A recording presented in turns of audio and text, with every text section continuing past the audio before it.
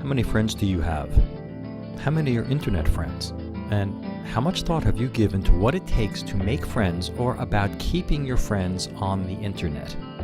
Now, I am not talking about just how unsocial social media can be, and I'm not talking about keeping your offline life separate from what you do online. The idea of keeping friends on the internet truly is about this. If you have internet friends, do you know what's required to keep them? Now, all kinds of things go into a conversation on this topic, including the idea of less social networks, which, exist and can truly feel more social. But I'm talking about something simpler than that, something way more old school, a thing that would have worked before we had the internet. It's called talking.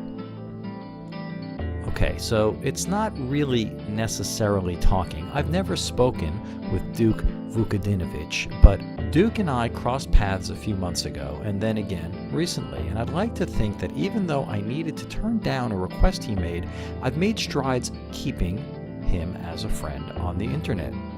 Well, keeping this one. A few weeks back, Duke sent me a note asking for a link to an article on his website, and I let my response slip a few days, and Duke wrote again, asking for a response even if it was going to be no, and it was no, and I told Duke why. I had a context problem. The piece he wanted me to link from was old, and his article just didn't really fit 7 years later despite how good it was.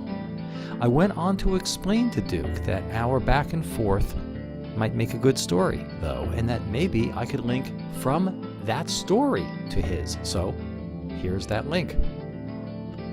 Friendship doesn't happen on Facebook. Reconnecting? Yeah, a little, but friendship is about talking when a conversation is necessary. Customer service works that way, too.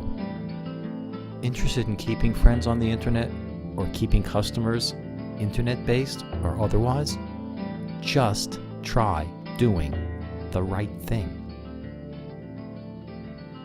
I'm the answer guy, and I'll be back.